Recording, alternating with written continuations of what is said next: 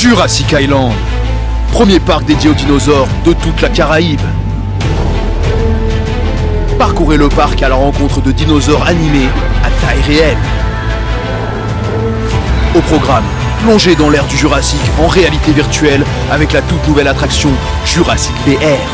Infos et adresse sur le site www.jurassic-island.com. Venez vous fondre le temps d'un instant dans un autre monde.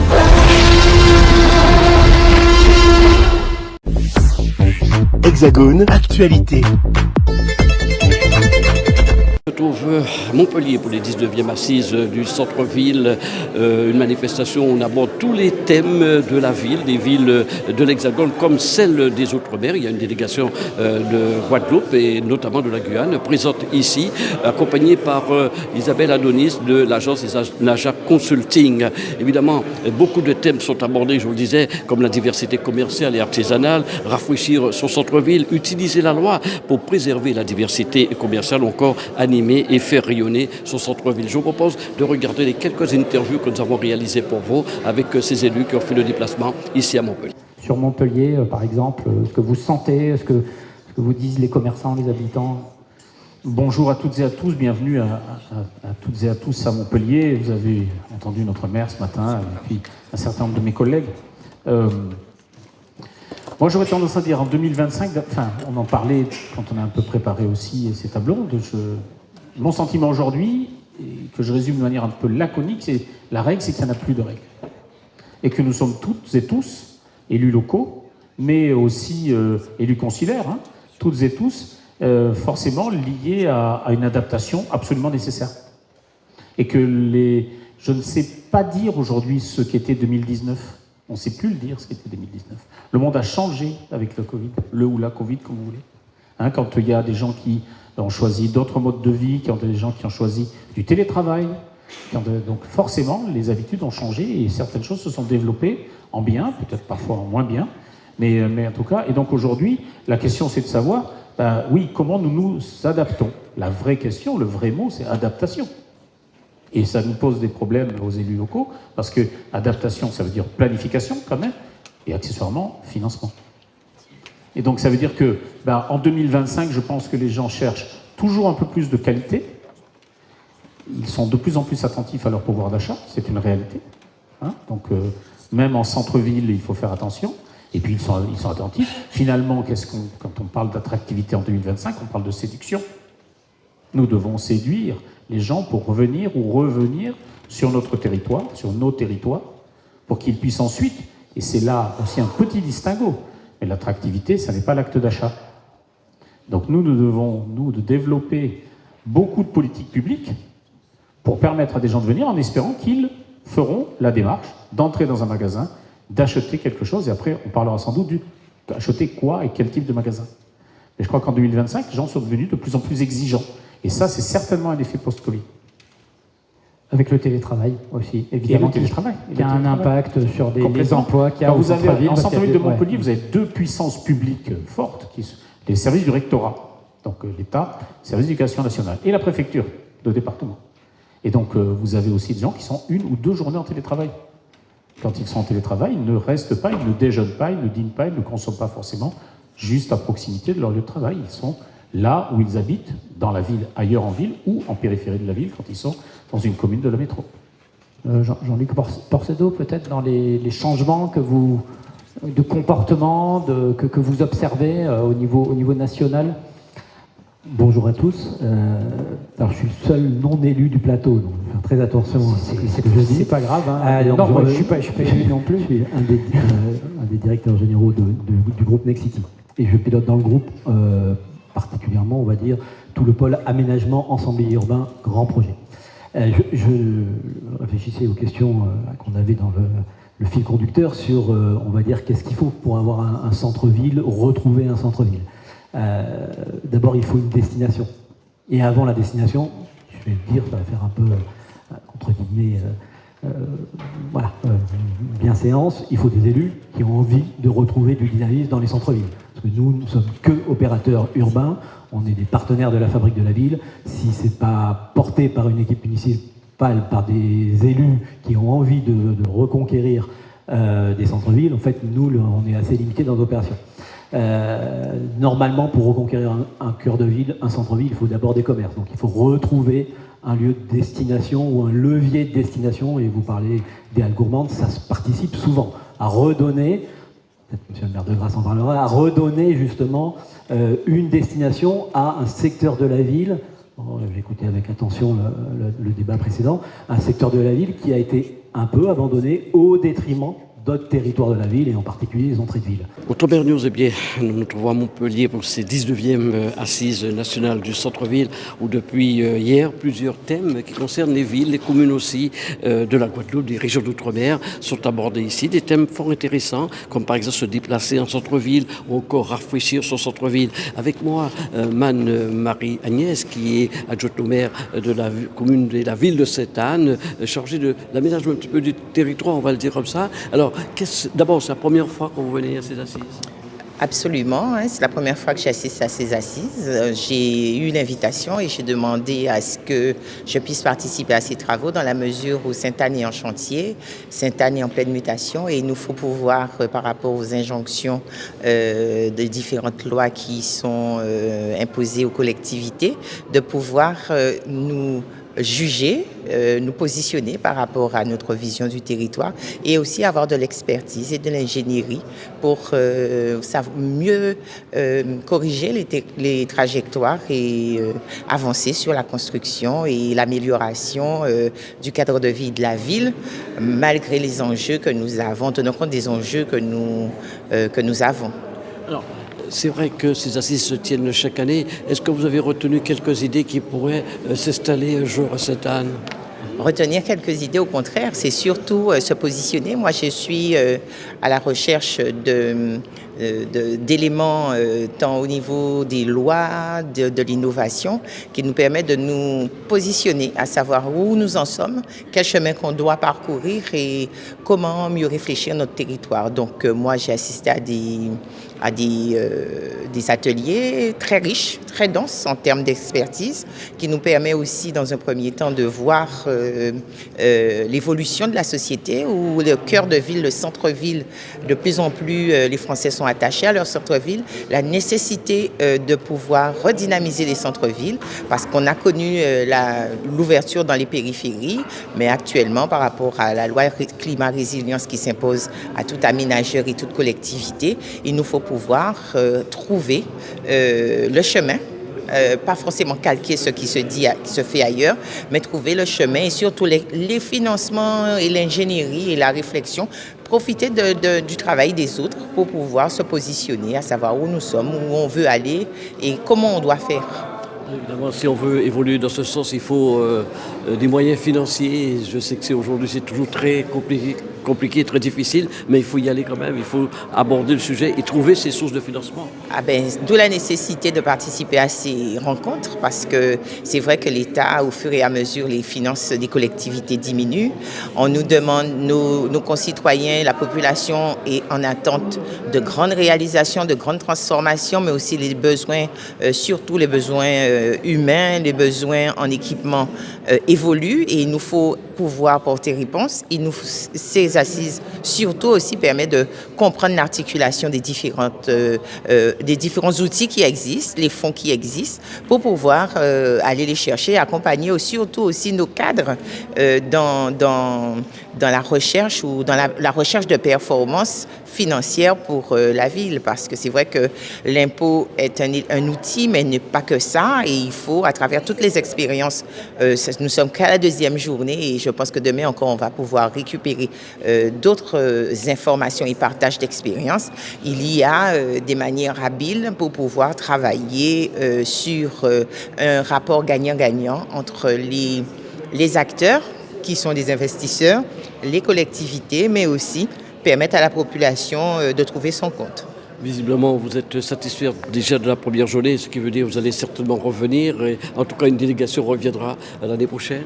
Absolument. Si si on me permet à nouveau de revenir à ces assises, je viendrai encore mieux accompagné de techniciens sur la réalité transversale de tous les sujets pour que nous puissions avancer favorablement dans la mise en œuvre de nos politiques publiques, parce qu'une ville ne réussit que si et seulement si nous avons un couplage politique et administratif pour pouvoir porter le territoire. Et la démarche participative est une démarche bien et réelle pour que nous devons mettre en œuvre pour faire accepter certains projets qui vont correspondre à des enjeux futurs. Avec moi, Philippe Tarrer, qui est conseiller municipal de la commune de Goyave. Je crois que c'est la première fois que la commune envoie une délégation ici à Paris, ici à l'Hexagone pour les assises.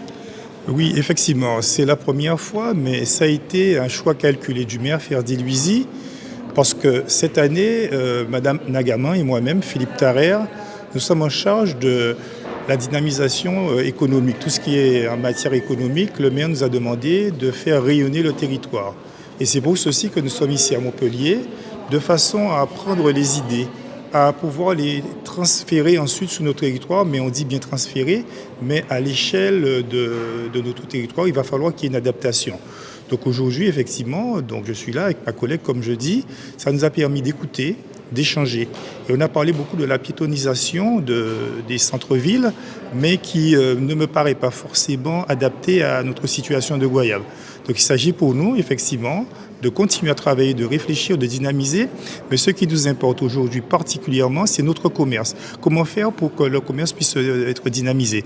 Et pour ceci, nous avons commencé à Goyave à faire des rencontres avec les porteurs des projets, les commerçants qui sont sur place. Nous avons eu l'occasion, lors de la Galette des Rois, de faire parler nos commerçants qui sont à Goyave pour pouvoir témoigner de leur expérience, pour pouvoir créer une émulation. Nous avons également eu l'occasion de faire d'autres ateliers avec le Pôle emploi, avec également la CCI, pour pouvoir donner des informations. Comment faire pour pouvoir réussir? Donc nous, à Goyave, nous sommes des acteurs qui, on se dit, il faut appuyer donc nos commerçants, il faut les aider. Et nous avons d'autres manifestations à venir. Bientôt, nous allons faire une manifestation qui porte sur le thème de la fiscalité. Comment est-ce qu'on peut faire pour pouvoir gérer son entreprise sainement, tout en sachant qu'aujourd'hui, nous avons des difficultés économiques. Donc aujourd'hui, nous sommes dans ce cadre-là. Et c'est pour ceci qu'on vient ici pour puiser des idées, faire des recherches, discuter avec d'autres collègues, faire des comparaisons, mais comme je dis, des comparaisons qui sont à l'échelle de notre territoire.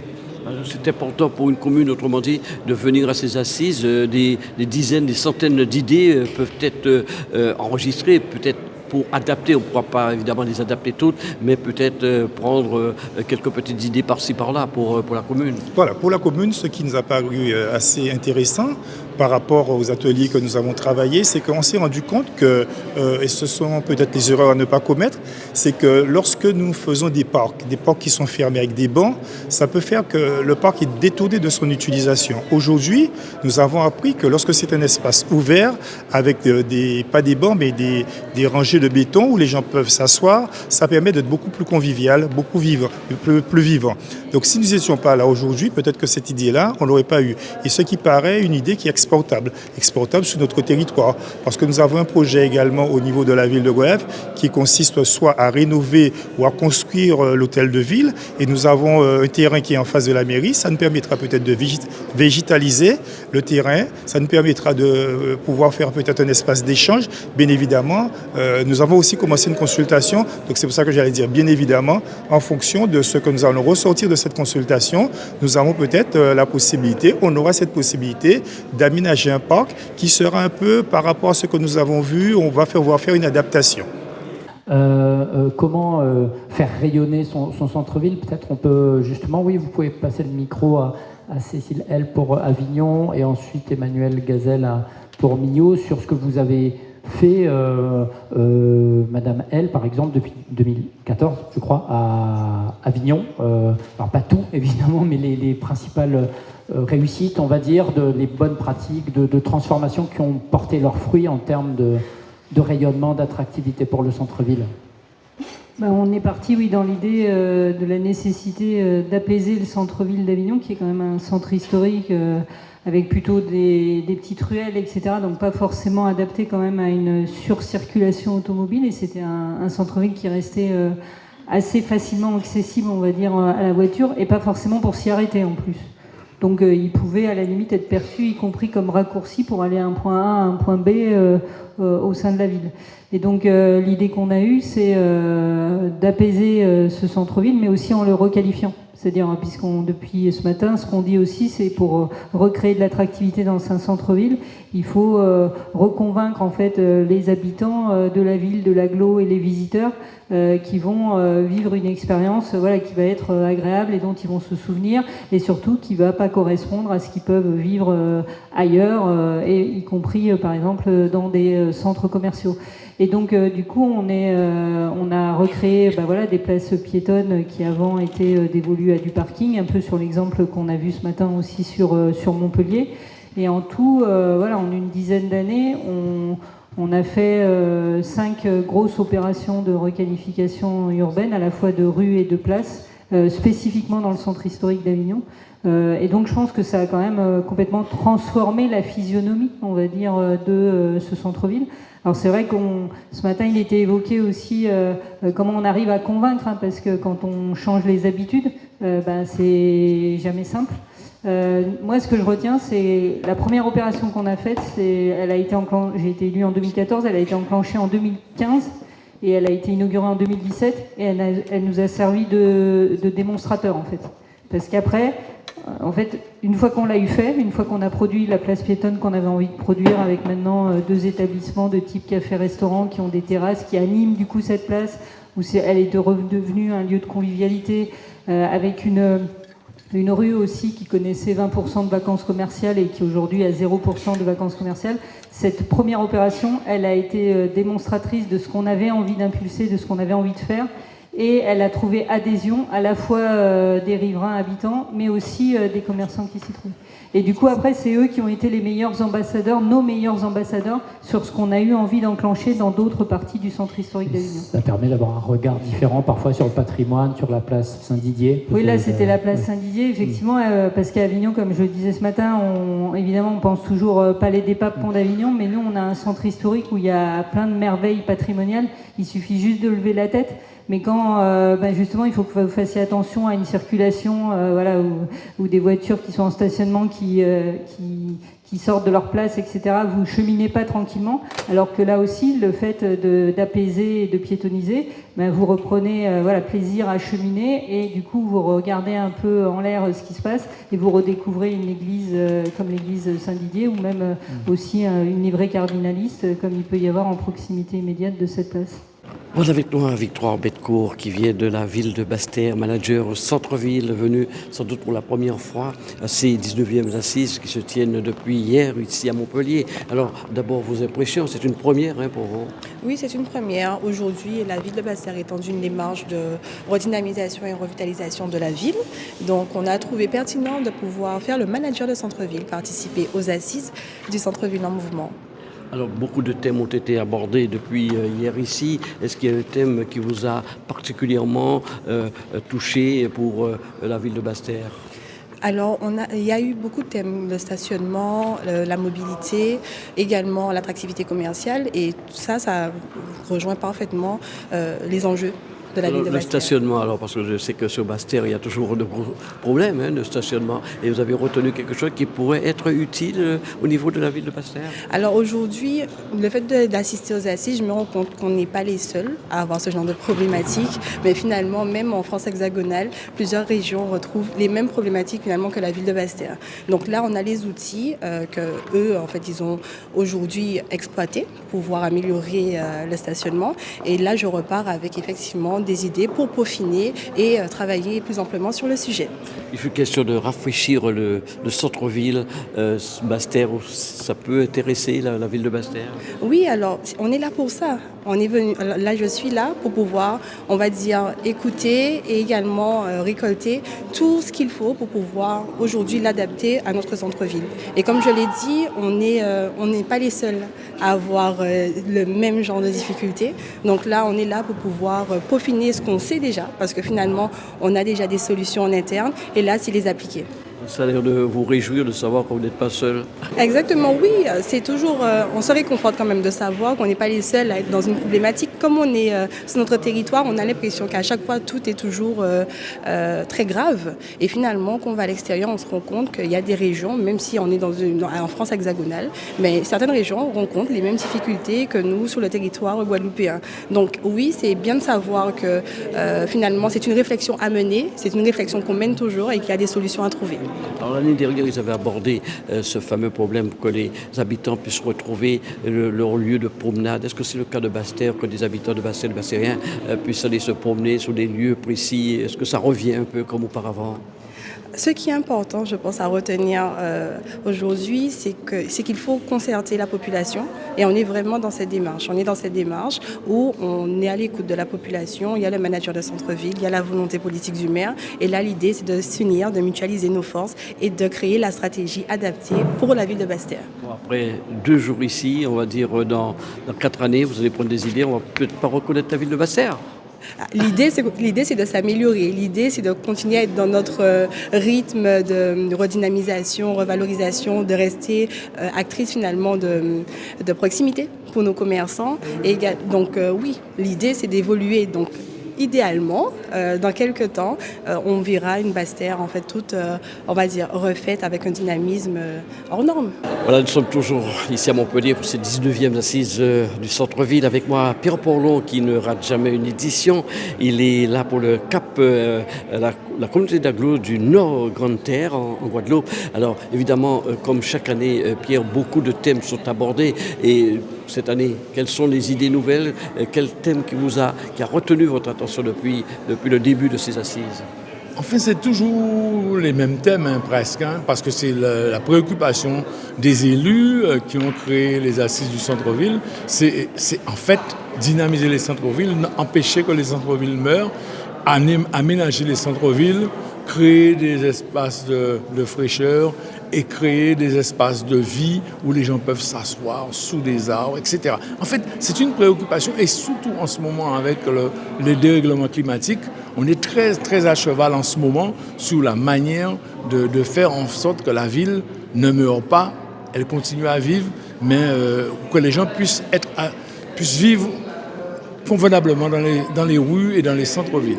Alors justement, je veux dire que ce n'est pas votre première venue. Est-ce que depuis ces dernières années, il y a eu quelques petites idées qui ont pu être adaptées sur la commune du Moule, par exemple? Oui, mais moi, je suis maire adjoint de la ville du Moule, je viens pour la communauté d'agglo du Nord Grande-Terre.